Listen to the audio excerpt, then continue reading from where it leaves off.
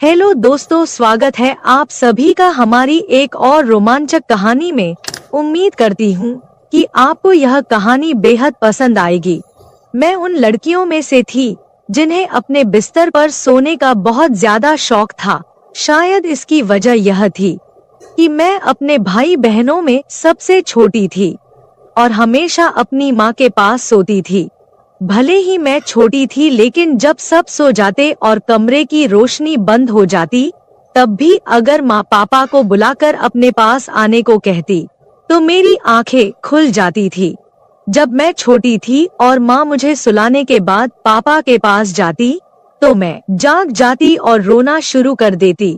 मुझे माँ के बिना बिल्कुल भी नींद नहीं आती थी। जब तक मैं माँ के चेहरे पर हाथ नहीं रख लेती, मुझे सुकून नहीं मिलता था। लेकिन जैसे जैसे मैं बड़ी और समझदार होती गई, माँ ने मुझसे कहा कि अब मुझे अपनी बड़ी बहन के साथ दूसरे कमरे में सोना चाहिए। मैंने फौरन इनकार कर दिया और माँ के सीने से चिपक गई। मैंने कहा, नहीं, मैं तो बस आपके ही पास ही सोऊंगी। मुझे आपके बिना नींद नहीं आती। माँ एक ठंडी सांस लेकर कहती है, बेशर्म, तुझे तो जरा भी शर्म नहीं है। उस वक्त मुझे इन बातों का मतलब समझ नहीं आता था, लेकिन जैसे जैसे मैं बड़ी होती गई, एक रात जो आवाज मैंने सुनी उसने मुझे हैरान कर दिया। उस रात मैं अचानक जाग गई और जब माँ मुझे सुलाकर पापा के बिस्तर पर गई, तो मैंने कुछ अनजानी आवाजें सुनी। पहले तो मैंने सोचा कि माँ का पल्लू पकड़ लूं, लेकिन फिर चुपचाप आंखें बंद करके उन आवाजों को सुनने लगी। उन आवाजों ने मेरे कानों की लो को सुर्ख कर दिया। मैं खामोशी से आंखें बंद किए आवाजें सुनती रही और उसके बाद तो यह जैसे रोज का ही माहौल बन गया था।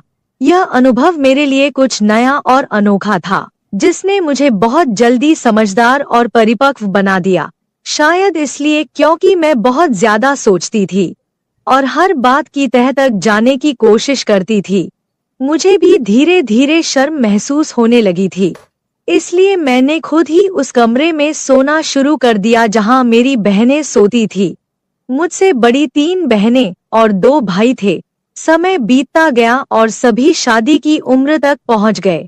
मेरे सभी भाई बहनों की मुझसे पहले ही शादियां हो गई।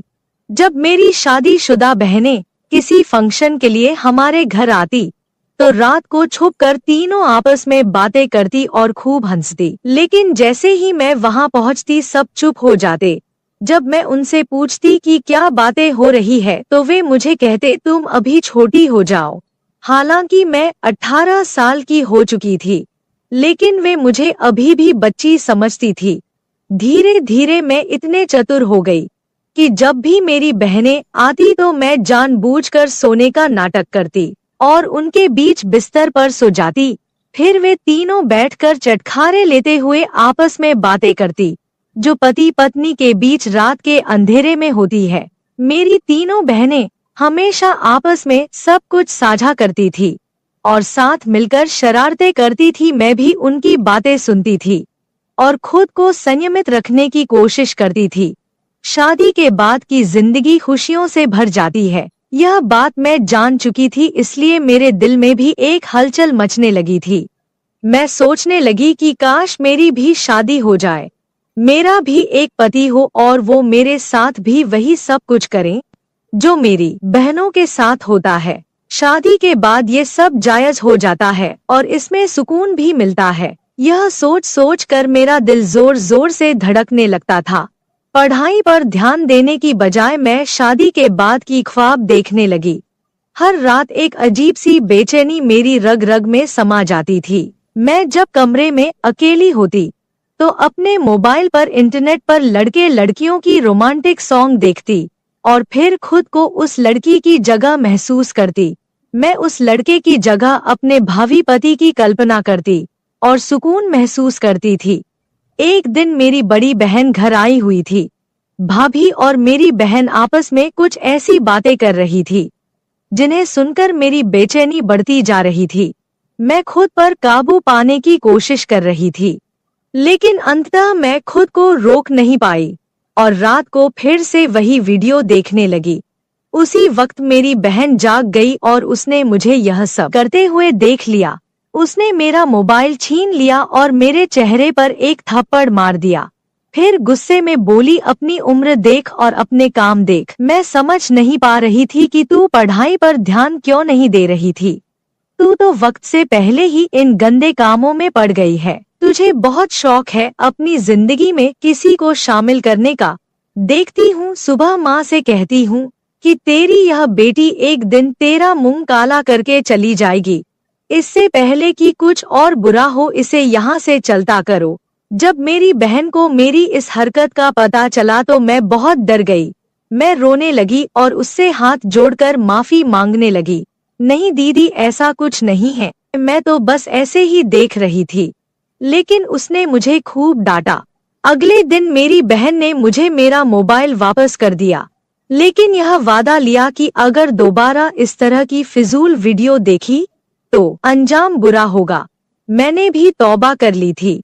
पर जब मैं कॉलेज जाती और अपनी सहेलियों को उनके बॉयफ्रेंड के साथ गंदी बातें करते हुए सुनती तो फिर से मेरे अंदर वही भावनाएं जागने लगती। मैं 18 साल की थी जब मेरी बहन ने एक बार फिर मुझे मोबाइल पर वही वीडियो देखते हुए देख लिया। वह कहने लगी, तुझसे मना किया था ना, फिर भी नहीं मानी। लगता है तेरी जवानी कुछ ज्यादा ही जोश दिखा रही है। चल अब माँ को बताती हूँ। मुझसे रहा नहीं गया तो मैंने गुस्से में कह दिया, हाँ, खुद तुम लोग शादी करके अपनी जिंदगी एंजॉय कर रहे हो और मुझे एक वीडियो भी नहीं देखने देती। इससे अच्छा तो माँ से कह दो कि मेरी भी शादी करवा दो।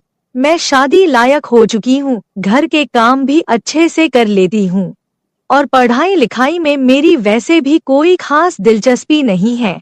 जब भी मैं कुछ कहती हूँ लोग मेरी माँ बनकर मुझे डांटने पर तुले रहते हैं। मेरी बहन ने मुझे थप्पड़ मारा और कहा, क्या जमाना आ गया है, जाओगी तब सीधी हो जाओगी। ससुराल में सिर्फ पति ही नहीं होता बल्कि ढेर सारी जिम्मेदारियां भी होती है। हम तो ससुराल की थकान लेकर मायके में आकर चैन की सांस लेते थे। रात को पति का मूड देखना पड़ता है, गुस्सा सहना पड़ता है और सुबह से ननद, देवरानी और जेठानी दिमाग खराब करती है। महंगाई और बिजली के बिल वैसे ही सरदर्द देने के लिए तैयार रहते हैं। तुम्हें शादी आसान लगती है लेकिन असल में ऐसा नहीं है। मेरी बहन ने मुझे बहुत समझाया लेकिन मैं कहाँ समझने को तैयार थी। मेरे लिए भी रिश्ता देखा जाने लगा। सबसे पहले जो रिश्ता आया वो मेरी भाभी के खानदान का था। मेरी भाभी तो वैसे भी मुझे कुछ खास नहीं समझती थी और मुझे उस घर से निकालने के चक्कर में थी। जब लड़के की तस्वीर दिखाई गई तो वह बहुत खूबसूरत था। उसे देखकर मेरे दिल की धड़कन तेज हो गई। उसके साथ शादी के बाद का ख्याल आते ही मेरे अंदर एक अजीब सी खुशी दौड़ने लगी। हमारे घर वाले सादगी पसंद थे, इसलिए हमारी शादी भी सादगी से होने वाली थी। शादी की तैयारियां शुरू हो गई और फिर वह दिन आ गया जब मैं मेहंदी की दुल्हन बनकर बैठी थी। खानदान की सारी औरतें आकर मेहंदी की रस्म निभा रही थी। मैं भले ही गंभीरता से बैठी थी लेकिन अंदर से मेरे मन में खुशी की लहर दौड़ रही थी। अगले दिन मैं अपने पति के पास पहुंचने वाली थी और इस ख्याल से ही मेरे अंदर हलचल मच रही थी। मैंने अनगिनत सपने सजाकर रात बिताई। अगले दिन मेरे दिल में एक अजीब सी खलबली थी, लेकिन मायके को छोड़ने का दुख भी था। जब मैं तैयार होने के लिए ब्यूटी पार्लर जा रही थी तो एक बार मुड़कर अपने उस घर को देखा जिसे छोड़कर मुझे जाना था। आज मैं उस घर को हमेशा के लिए छोड़ने वाली थी। बस बात जब मैं इस घर में वापस आती तो एक मेहमान के रूप में आती। आज इस घर में मेरा आखिरी दिन था। यह सोचकर मेरी आंखों में आंसू आ गए। फिर मैं दुल्हन बनकर शादी हॉल के लिए रवाना हो गई। शादी हो चुकी थी और मैं दुल्हन के रूप में सबसे ज्यादा खूबसूरत लग रही थी। मेरा दूल्हा भी कुछ कम नहीं लग रहा था। लोग हमारी जोड़ी की तुलना चांद और तारों से कर रहे थे। शादी के बाद विदाई का समय आ गया और मैं अपने ससुराल आ गई। मेरी सास बेहद खुशमिजाज और आजाद सोच रखने वाली औरत थी। उन्हें देखकर कोई नहीं कह सकता था कि वो मेरी सास है, बल्कि वह अपने बेटे की बड़ी बहन लग रही थी।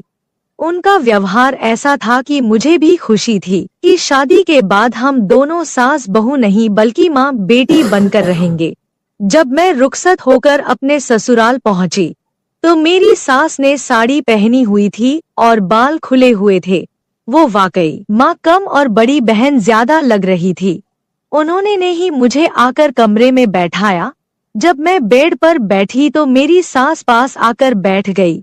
उन्होंने मेरा दुपट्टा थोड़ा पीछे करके ठीक किया और मेरी तरफ देखकर कहने लगी, तुम्हें देख तो मेरा बेटा पागल हो जाएगा। तुम बहुत खूबसूरत हो और अपने पति को सही तरह से संभाल लोगी। यह सुनकर मैं शर्म से लाल हो गई। मैंने कभी सोचा भी नहीं था कि मेरी सास इस तरह की बातें कर सकती है। मैं मुस्कुराई तो वो कहने लगी, अरे बहू, मुझे बाकी सास जैसा मत समझो, मैं तुम्हारी दोस्त बनकर रहेंगी। तुम मुझसे बिना झिझक कुछ भी शेयर कर सकती हो। उनकी बातें सुनकर मेरा मन हल्का हो गया और मुझे यकीन हो गया कि हमारा रिश्ता सास बहू से बढ़कर दोस्ती का होगा। अगर सुहागरात को लेकर मुझसे कुछ पूछना चाहती हो या कोई मसला है तो बताओ, फिक्र की कोई जरूरत नहीं है। मैं तो पहले ही शर्म से पानी पानी हो चुकी थी। मैंने सोचा था कि मेरे पति बहुत रोमांटिक होंगे और मेरी सारी इच्छाएं पूरी करेंगे, लेकिन मेरी सास ने सोने पर सुहागा कर दिया। मैंने उन्हें मना किया कि ऐसी कोई बात नहीं है, मुझे कुछ नहीं पूछना। फिर भी वो मेरे पास बैठ गई और वहां धीरे से कानों में बताने लगी कि पहली रात को लड़कों को कैसे खुश किया जाता है। मैं अपने चेहरे पर हया की लाली से जाए उनकी बातें सुनती रही। कुछ देर बाद जब सासू माँ कमरे से बाहर गई तो मैंने बाहर से आवाज सुनी। सास अपने बेटे से कह रही थी, बेटा, मेरी बहू को ज्यादा तंग मत करना। अगर मुझे सुबह शिकायत मिली तो मैं अपनी बहू को 1 महीने तक अपने पास बुला लूंगी। इस पर मेरे पति चुप थे। जब वे कमरे में आए तो मैं फौरन सिर झुकाकर बैठ गई। मेरे पति मेरे सामने आकर बैठे और जैसे ही उन्होंने मेरा घूंघट उठाया तो मेरे हुस्न की तारीफें करने लगे। उनकी तारीफ सुनकर मैं शर्म से मुस्कुराती रही। फिर उन्होंने मेरा हाथ पकड़कर सोने की अंगूठी मेरी उंगली में पहना दी और हाथ सहलाने लगे। मेरे भी जज्बात बेकाबू होने लगे। आखिर वो रात आ ही गई थी जिसका मैं कब से इंतजार कर रही थी। शायद ही कोई लड़की मुझसे ज्यादा सुहागरात के लिए बेताब हुई होगी। लेकिन जैसे ही मेरे पति मेरे करीब आए, उनके फोन पर एक कॉल आ गई। ये कौन था जो हमारी रात में खलल डाल रहा था? मेरे पति उस कॉल को देखकर गंभीर हो गए। वो फोन कान से लगाकर बालकनी में चले गए और काफी देर तक बातें करते रहे। मुझे समझ नहीं आ रहा था कि वह किससे बात कर रहे हैं। मेरे मन में अजीब अजीब ख्याल आने लगे। मैं उठकर उनके पीछे गई, लेकिन तब तक वे फोन बंद कर चुके थे। मेरा पति काफी परेशान नजर आ रहा था। मैंने पूछा, क्या हुआ, सब ठीक तो है ना? उन्होंने कहा, बॉस ने मुझे एजेंट के तौर पर दिल्ली जाने को कहा है। सुबह सवेरे एक बहुत जरूरी मीटिंग थी जिसके सारे दस्तावेज मेरे पास थे। यह प्रोजेक्ट भी मैंने ही तैयार किया था। वैसे तो यह मीटिंग 1 हफ्ते बाद होने वाली थी, लेकिन जिस स्तर के साथ मीटिंग थी, उन्हें रात में ही हर हाल में मुंबई पहुंचना था। इसलिए मुझे दिल्ली के लिए निकलना पड़ेगा ताकि सुबह की मीटिंग में समय पर पहुंच सकूं। मेरे सारे अरमानों पर जैसे पानी फिर चुका था। फिर सभी जाग चुके थे। सास तो पहले से ही तैयार थी और ससुर ने भी ढीला ढाला सा लिबास पहन रखा था। वैसे यह मानने वाली बात थी कि दोनों अपने जवान बेटे के माता पिता होने के बावजूद खुद भी बिल्कुल जवान लगते थे। मेरी सास जो न जाने सुबह शाम सुर्ख गुलाब खाती थी, उनके चेहरे की चमक देखकर मुझे लगता था कि मानो वो किसी रानी के समान हो। जब मेरे पति ने उन्हें बताया कि उन्हें इमरजेंसी में जाना पड़ेगा तो दोनों ही चिंतित हो गए। वे कहने लगे, मत जाओ, तुम्हारी बीवी क्या सोचेगी? आज तुम्हारी शादी की पहली रात है, खास रात है, मत जाओ। लेकिन मेरे पति ने कहा कि नौकरी चली जाएगी, उस रात का क्या है, हमने तो पूरी जिंदगी एक साथ गुजारनी है। मेरे पति जैसे तैसे समझाकर वहां से चले गए और मैं बस मुंह देखती रह गई। मैंने उनके सामान पैक करने में मदद की थी। जब वह एयरपोर्ट के लिए निकल चुके थे तो ससुर उन्हें छोड़ने गए। सास मेरे पास आकर बैठ गई और बार बार माफी मांगने लगी, लेकिन मैंने कहा कोई बात नहीं, हो जाता है। जब ससुर लौटकर आए तो दोनों अपने कमरे में चले गए और मैं कपड़े बदलकर बिस्तर पर सोने के लिए लेट गई। अंदर से मैं बहुत बेचैन थी और सोच रही थी कि अब ये 2 दिन कैसे काटूंगी। खैर, जहाँ इतने साल निकाले हैं वहाँ से 2 दिन भी निकाल दूंगी। उस रात मैं सो गई। सुबह कुछ मेहमान मेरे मुंह दिखाई के लिए आए थे। हर कोई पूछ रहा था तुम्हारा पति कहाँ है, दूल्हे के बिना तो दुल्हन अधूरी होती है। इस तरह की बातें सुनकर मैं शर्म से लाल हो रही थी। फिर मेरे मायके से मेरी बहनें और भाभियां आई। मेरी बहनें शरारत से पूछने लगी, बताओ कल रात क्या हुआ, कुछ हुआ भी या उससे पहले ही तुम्हारा पति चला गया। मैंने गहरी सांस लेकर अपने आप को संभाल लिया। मेरी बड़ी बहन मेरे पास आई और ताली बजाकर जोर से हंसी। उसने कहा, जैसे को तैसा, जितनी बेताबी तुम्हें थी, देखो तुम्हारे साथ क्या हुआ। मेरा तो बस नहीं चल रहा था, वरना अभी तुम्हारा गला दबा देती। फिलहाल 2 दिन बाद मेरे पति को वापस आना था। मुझे लगा कि ये 2 दिन पल झपकते ही गुजर जाएंगे। मैं अपनी सास के साथ काफी घुल मिल गई थी। उनके चेहरे पर इतनी चमक थी कि कई कुंवारी लड़कियां भी ऐसी चमक के लिए तरसती थी। लेकिन मेरे पति मुझसे और दूर होते जा रहे थे। अब वह कहने लगे कि 2 हफ्ते बाद आएंगे, जबकि मैं यहाँ सास ससुर की खूब सेवा कर रही थी। उस दिन जब मेरी सास ने हमारे लिए चाय बनाई और लिविंग रूम में लाई तो मैं उनके पास ही बैठ गई। मैंने उनके चेहरे की ओर देखा और कहा, अरे मम्मी जी, आप ऐसा क्या खाती है? आपको देखकर बिल्कुल भी नहीं लगता कि आप एक जवान बेटे की माँ हैं। इतनी चमक तो आजकल की कुंवारी लड़कियों में भी नहीं होती। मेरी बात सुनकर सास हंसते हुए बोली, अरे पगली, तेरे ससुर मुझसे इतनी मोहब्बत करते हैं। इस उम्र में भी पूरी रात मुझे सुकून और खुशी देते हैं। जब और औरतें इन चीजों के लिए तरसती है, मेरे पास वो सब कुछ है, फिर क्यों न मैं किसी जवान लड़की की तरह चमकती रहूं।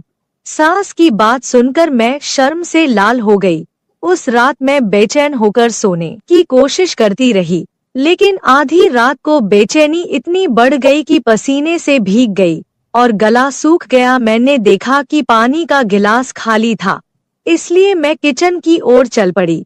लेकिन तभी मुझे सास ससुर के कमरे से अजीब आवाजें सुनाई देने लगी। ये आवाजें सुनकर मैं खुद को रोक नहीं पाई और उनके कमरे की तरफ बढ़ गई। बिना सोचे समझे दरवाजे के पास कान लगाकर बातें सुनने लगी। जो आवाजें मैंने सुनी उसने मुझे शर्म से पानी पानी कर दिया। ये लोग बुजुर्ग हो चुके थे, लेकिन इस उम्र में भी ये सब कर रहे थे। मेरी सास उनसे कह रही थी, मेरी उम्र का लिहाज कर लो, घर में जवान बहू है। लेकिन जो जवाब मेरे ससुर ने दिया उसे सुनकर मेरे पैरों तले जमीन ही खिसक गई।